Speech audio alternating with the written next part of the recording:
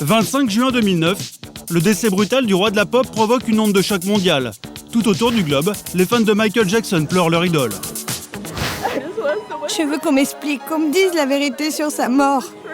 J'aurais pas imaginé un monde où je serais là et pas lui. Un an après, le décès de Michael Jackson continue de faire couler les larmes de ses fans.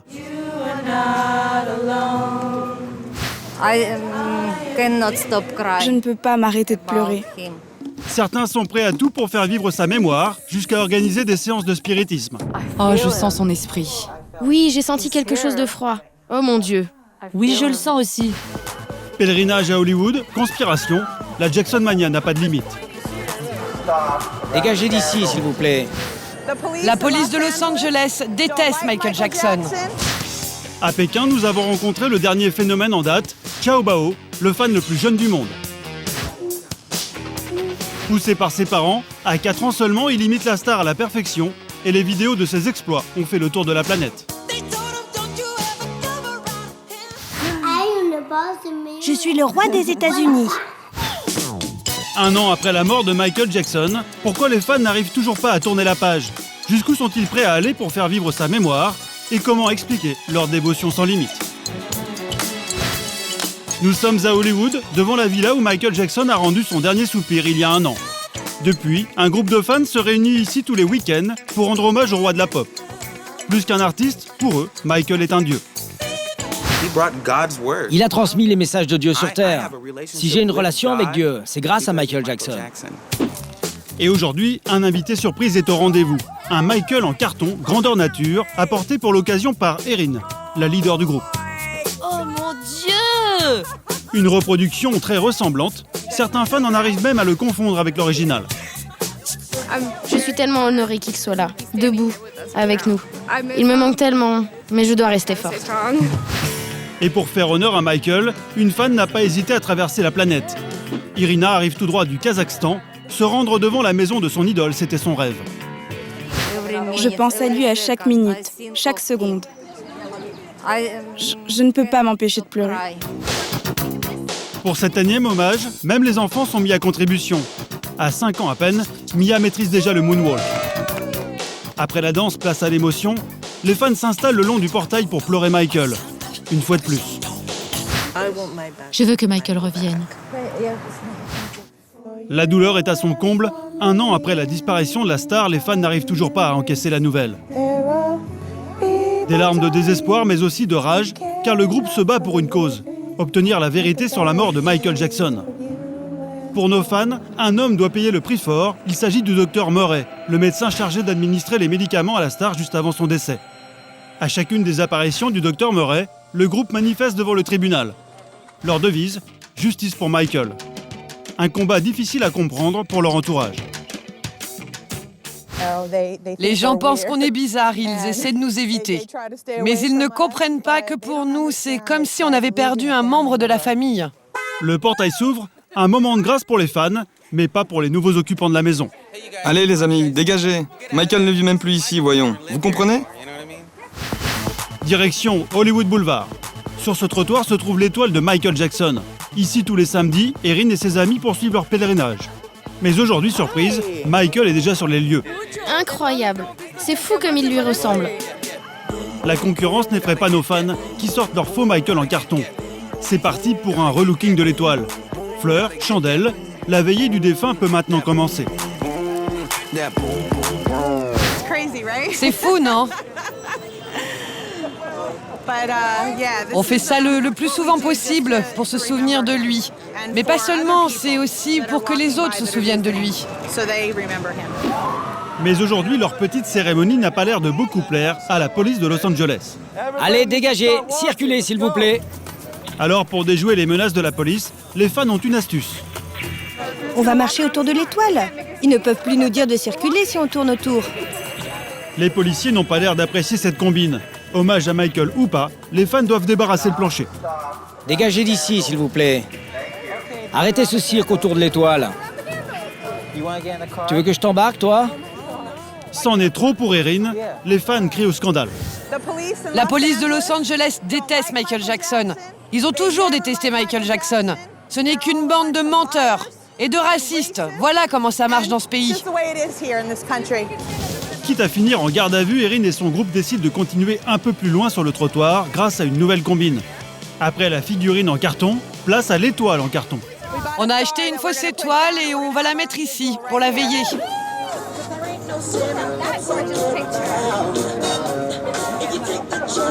Soulagé, le groupe peut enfin crier sa joie.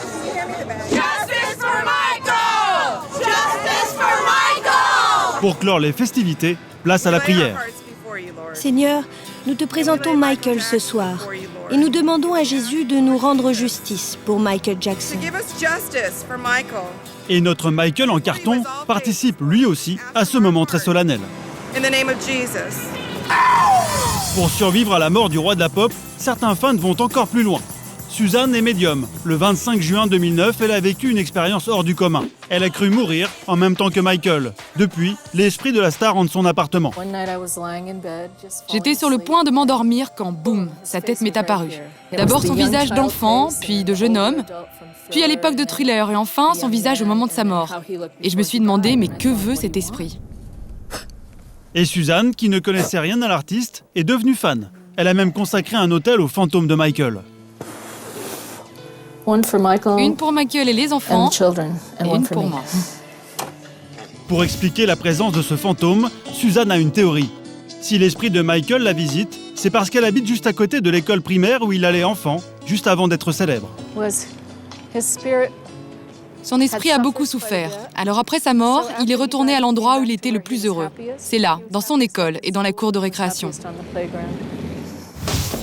Aujourd'hui, Suzanne a décidé de partager ses dons avec les fans. Elle leur a organisé une séance de spiritisme dans son cabinet de voyance. Enchantée, je suis Suzanne. Bon, on va voir si on peut entrer en contact avec l'esprit de Michael aujourd'hui. Tarot, boule de cristal, Suzanne tente de rentrer en contact avec l'esprit de la star. Et coup de chance, apparemment Michael est dans les parages. Ça va bien au-delà de ce que vous pouvez voir. Il nous parle à travers les cartes. Oh, son esprit est là. Oui, je le sens aussi. Vous aussi ?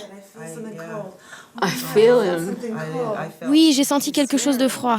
Oh mon Dieu. Il est là. C'est comme un coup dans la poitrine. Et après, ça descend comme ça dans mes bras. Alors les fans en profitent pour se confier directement au roi de la pop. Je voulais vraiment lui dire que je l'aime tellement et qu'il me manque chaque jour. Je pense à lui tout le temps. Mais il y a une chose que je regrette sincèrement. Pendant son procès en 2005, je n'ai pas été assez présente pour lui. Il te pardonne. Elles vont jusqu'à lui poser des questions troublantes sur les circonstances exactes de sa mort. Michael, est-ce que tu veux nous parler des circonstances de ta mort ? Regardez, on l'a aidé à mourir. Le verdict tombe. Pour les fans, pas de doute, on a tué Michael. Ne dites rien à personne, surtout. Pour se remettre de ses émotions, Suzanne a décidé de répondre à une envie incontrôlable, du poulet frit. Elle n'en a pourtant pas avalé depuis 15 ans, mais c'est Michael qui lui a soufflé l'idée. Ce matin, je ne sais pas pourquoi, je me suis réveillée avec une énorme envie de poulet. J'ai appelé mon amie Debbie et elle m'a dit « Tu sais que c'était le plat préféré de Michael Jackson ?» Il aimait vraiment ça? Oui, il en commandait jusqu'à 3 fois par jour. Mais il n'y a pas qu'aux États-Unis que la Jackson Mania fait des ravages. En Chine, un mini Michael à la côte et ses vidéos ont fait le tour de la planète. Voici le petit Xiao Bao, le plus jeune imitateur du roi de la pop au monde. Et du haut de ses 4 ans, il a su créer le buzz. Nous sommes à Pékin, dans l'appartement où vit Xiao avec ses parents. Sa mère nous raconte les débuts de l'enfant star. C'est une vidéo d'un cours de danse quand il avait 3 ans. Son professeur l'a mise sur Internet. Les internautes ont adoré et la vidéo est devenue très populaire aux États-Unis. Résultat, le petit Xiao est très vite repéré par une célèbre présentatrice américaine qui l'invite sur son plateau. La saga du mini Michael est lancée. Je vais t'apprendre une phrase en anglais. Je suis le roi des États-Unis.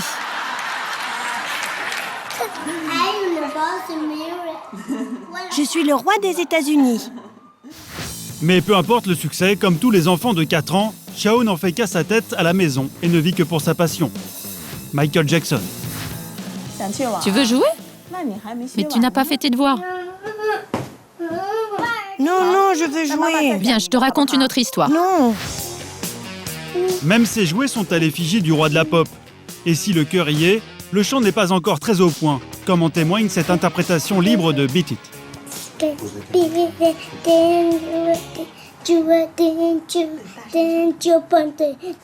À l'origine de cette aventure, il y a une histoire étonnante.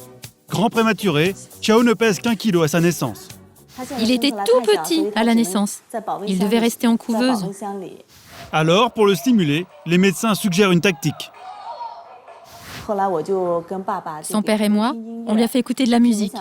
À notre grande surprise, il a été très réceptif. Ça le calmait quand il pleurait. Et comme papa est un grand fan de Michael Jackson, le petit Chao écoutera ses chansons en boucle. 4 ans plus tard, père et fils partagent la même passion et le même rêve, que Chao devienne le nouveau roi de la pop. Regardez, ce sont exactement les mêmes lunettes que celles de Michael Jackson, mais en miniature. Et ses parents ne lésinent jamais sur les moyens. Les costumes de Chao sont réalisés sur mesure par des grands couturiers chinois. Chaque costume coûte à peu près 230 €, mais on ne les trouve pas en magasin. Aujourd'hui, en Chine, Chao se produit régulièrement sur scène, à la clé des heures d'entraînement et une discipline de fer. Direction le cours de danse, pas encore de limousine pour Chao, mais une valise avec chauffeur. Chaque sortie est un spectacle. Eh, c'est lui l'enfant qui danse super bien, je l'ai vu à la télé.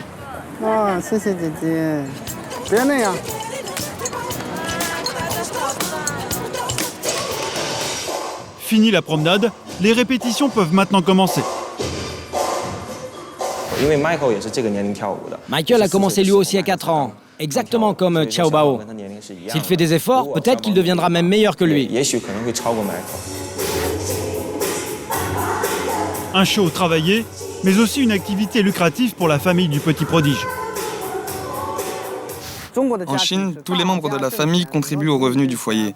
On partage l'argent entre nous. Que ce soit le salaire du père ou de la mère, on partage tout. Son argent ou le mien, c'est pareil. De son côté, notre mini Michael reste modeste. Une sortie au restaurant en guise de rémunération le satisfait pleinement, mais jamais de pause. Même ici, son père peaufine sa prestation. Tu n'as pas oublié comment Michael fait un bisou? Est-ce que tu peux me montrer?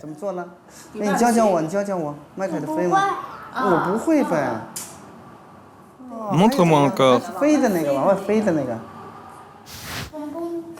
Et c'est reparti pour le show. Chao n'est pas prêt de quitter le costume de son idole. Si certains continuent de faire vivre la légende du roi de la pop, d'autres en ont fait un véritable combat. Octobre 2009, 3 mois après le drame, c'est la sortie mondiale du film This Is It. Un succès planétaire, mais pour certains fans, un énorme scandale que dénonce le groupe This Is Not It. Et il se fait un pognon dingue sur lui. Lisez les témoignages de fans, madame. Lisez sur le site internet. Et l'un des membres fondateurs de This Is Not It, c'est Samantha. En ce qui me concerne, pour moi, les responsables de la mort de Michael Jackson, c'est tous les gens qui travaillaient avec lui sur la tournée et qui savaient qu'il allait mal et qui n'ont fait absolument rien pour le sauver. Une position très radicale, celle d'une fan en adoration devant son idole. Depuis 7 ans, Samantha était très proche de Michael Jackson. Avec 10 autres privilégiés, les suiveurs, elle a eu la chance de le rencontrer, notamment à Neverland. Il est sorti avec ses enfants, il s'est assis avec nous pendant 45 minutes, 1 heure. Avec ses enfants, on parlait par rapport à ses projets, quelle musique il aimait, tout et rien. Mai 2009, Samantha et son groupe sont sous le choc. C'est ici, dans ses studios, que Michael leur aurait fait d'incroyables révélations. Selon elle, sur les 10 concerts qu'il pensait avoir signés, Michael en aurait eu 50 à assurer. C'est en tout cas ce qu'il aurait dit à Samantha et ses amis. Il était vraiment troublé, attristé, au bord des larmes, en nous disant je suis qu'une personne, j'arrive pas à dormir, j'arrive pas à manger. J'ai pas accepté de faire les 50 concerts et c'était clair que c'était une façon pour lui de de nous dire que ça allait pas, quoi. Et il avait besoin de le dire à quelqu'un. Évidemment, les gens autour de lui, ils ne pouvaient pas le dire. Et ça a confirmé, en fait, nos doutes et nos peurs sur sa santé et sur ce qui se passait, quoi. Et les jours qui vont suivre ne feront que renforcer l'inquiétude de ses fans. Le coup final, c'était le 12 juin, quand on l'a vu squelettique. Et que là, on s'est dit, écoute, il reste que quelques semaines avant les concerts et c'est pas un homme en état d'en faire un seul. Pour Samantha, l'état de santé de Michael ne lui permettait pas d'assurer cette tournée. Alors, à la sortie de This Is It, Samantha se mobilise. Selon elle, Michael était dopé aux médicaments pour supporter les répétitions. En tant que fan qui le voyait tous les jours, il y a certains moments dans le film, comme là, où Michael ne me semble pas tout à fait normal. Souvent, on l'a amené aux répétitions juste après chez le médecin, dont il n'en sortait pas tout à fait clair. Et il y a quelque chose là dans Michael que je vois qui n'est pas normal. Il avait très froid, c'est ce qu'on m'a dit aussi, les gens qui travaillaient avec lui, que malgré la chaleur qu'il y avait pendant les répétitions, Michael avait très froid, avait des couvertures autour de lui, un chauffage à côté de lui et qui tremblait. Avec This Is Not It, elle se bat au quotidien pour dénoncer les profits qui auraient été réalisés, selon elle, sur le dos de la star au mépris de sa santé. Et de voir tous ces gens faire leur promo mondiale du film à l'avance, sur tapis rouge, alors que Michael n'était même pas enterré. Et ils se sont fait beaucoup plus d'argent avec le film que 10 ou 15 ou 50 concerts. Conspiration, pèlerinage, voyance. Pour faire vivre la mémoire de Michael Jackson, les fans sont prêts à tout. 1 an après sa disparition, le roi de la pop continue de fasciner le monde entier. This is it. I mean, this is really it. This is the final curtain call.